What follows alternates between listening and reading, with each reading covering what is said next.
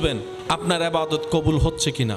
যখন দেখবেন আপনার দিল রাতের ঘুম নষ্ট করে তাহাজ্জুদ পড়ার জন্য লোভ অনুভব করছে, 10 জনের সাথে আর আগের মতো বসে আড্ডা দিতে ইচ্ছে করবে না, কোথাও বদনাম করতে তো ইচ্ছে করবে না, শুনতেও ইচ্ছে করবে না।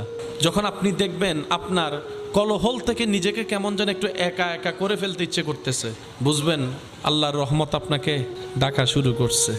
আয় বান্দা আয়, আমার রহমতের ভিতরে আয়, আমার রহমতের চাদরের ভিতরে আয়। যখন আপনার ভিতর আল্লাহর রহমতের ছায়া আসা শুরু করবে, তখন আপনার এই চোখ যেদিকে সেদিকে তাকাইতে ইচ্ছে করবে না, দেখলেও ভুল করে অটোমেটিক আপনার অজান্তে চোখটা নিচু হয়ে যাবে, আপনি বুঝতেও পারবেন না।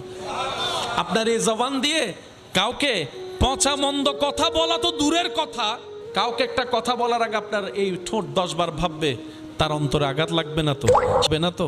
এই জবান আপনার অটোমেটিক কন্ট্রোল হয়ে যাবে। আর যদি ভুল করে বলা হয়েও যায়, আপনার দিলের মধ্যে একটা তুফান শুরু হয়ে যাবে। ওই মানুষের কষ্টর চাইতে 3 গুণ কষ্ট আপনার এখানে অনুভব হওয়া শুরু করবে। যখনই দেখবেন এরকম কিছু নিদর্শন আপনার ভিতরে আসা শুরু হয়েছে, আপনি চোখ বন্ধ করে রবের দরবারে সিজদায় চলে যাবেন। আল্লাহ